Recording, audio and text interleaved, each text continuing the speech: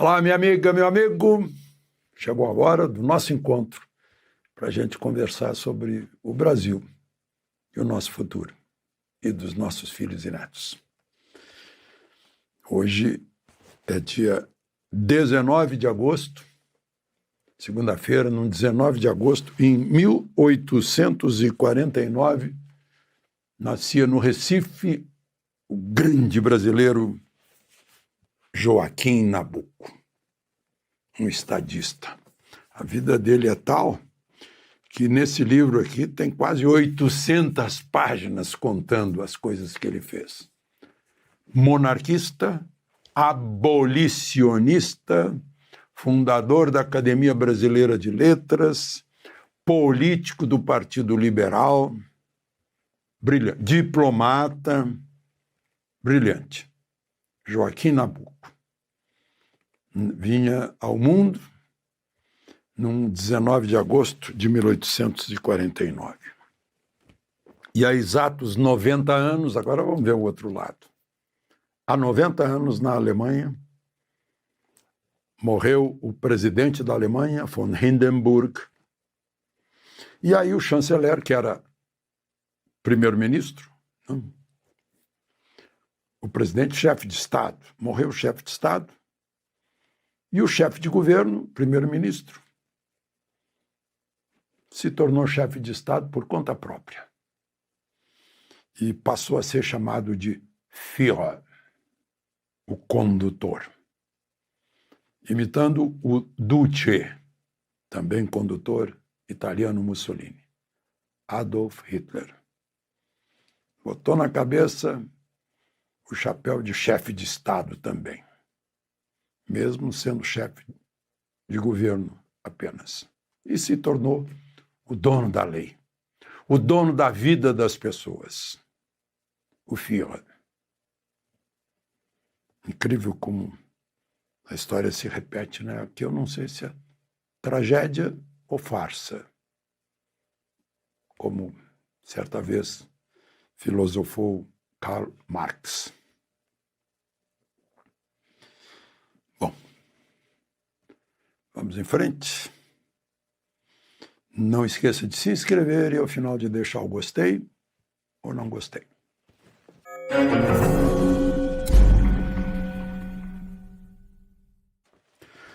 Bom, primeiro assunto de hoje é, de novo, Folha de São Paulo, publicando partes dos 6 gigabytes de informações que, segundo o jornalista Glenn Greenwald, vieram do gabinete do ministro Alexandre de Moraes.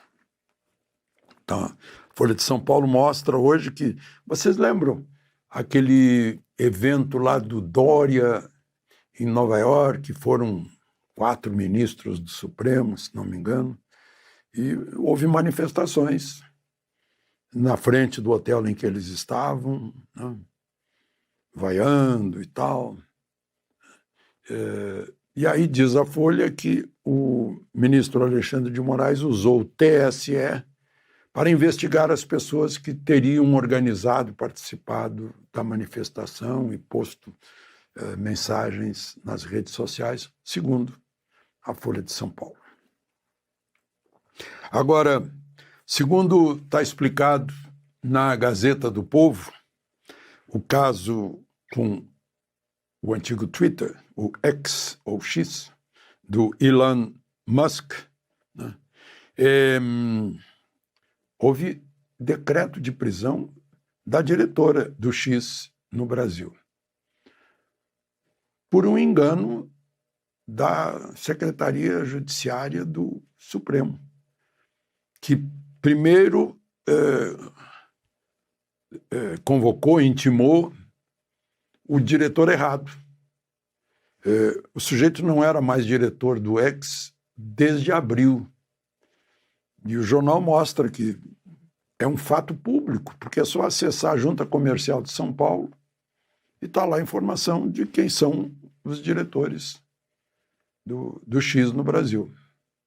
Aí, como ela não respondeu a intimação feita por e-mail, veio voz de prisão se não responder em 48 horas. Decreto de prisão e multa de 20 mil por dia e afastamento do cargo. Só que a Gazeta do Povo de Curitiba mandou um e-mail para o mesmo endereço digital, mesmo endereço eletrônico, e veio mensagem de erro. O mesmo endereço usado pelo Supremo. Voltou, mensagem de erro. Não era aquele. Então, como é que ela ia receber a intimação? Não. São nem o Kafka. Bom, e na CNN está a informação de que um delegado federal, no dia 16 de março do ano passado, pediu ao X informações sobre o deputado federal André Fernandes, do PL de Ceará, que tem imunidade por quaisquer palavras. Não? Artigo 53 da Constituição, esse quaisquer, o jurista Ives Gandra me explicou que está ali por um motivo. É a amplitude da representatividade do eleitor. Não é exatamente dar voz ao deputado, é dar voz ao representante de milhares de brasileiros que são origem do poder. Então, essa imunidade por quaisquer palavras é da origem do poder. Por isso que se dá ao representante, ao mandatário, que representa milhares de mandantes. Não? Só para a gente entender como funciona a democracia. E o delegado deu 48 horas para o X responder. E o X não respondeu, né? O X disse que só por ordem judicial. Ele estava pedindo do delegado o nome do deputado, o CPF, o e-mail, os endereços físicos, os telefones, os dados bancários, os dados de cartão de crédito e todas as informações digitais. E o X respondeu que só por ordem judicial. Aí, agora voltando ao caso da diretora do X, ela estaria foragida, porque o e-mail estava errado, o endereço. Bom, agora não custa lembrar, eu pergunto, é ela ministra de Estado? Vice-presidente da República? Presidente? Deputada? Senadora? Ministra de algum tribunal superior? Se não for, o foro dela está errado. O Supremo não é o juiz natural. Não? Essas coisas, né? O delegado pedindo informação que um juiz é que deveria pedir, isso não é o devido processo legal também. Bom, vamos mudar de assunto um pouquinho, né? Porque eu fiquei triste quando vi no Estadão a informação de que nós produzimos menos trabalhos científicos nesses 2 últimos anos, uma queda. Por outro lado, eu fico feliz ao saber que tem uma escola brilhante em Barbacena, que é a melhor escola do ensino básico do Brasil, segundo o levantamento do IDEB, o Índice de Desenvolvimento da Educação Básica. Essa escola é a Escola Preparatória de Cadetes do Ar, a EPCAR, a melhor escola do Brasil, em Barbacena.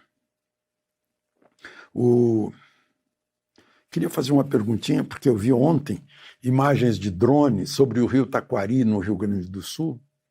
Esse rio que levou 600 casas em Cruzeiro do Sul, que levou tantas vidas, que arrancou árvores, que entrou nas 3 casas em que eu morei, em Estrela e Lajeado.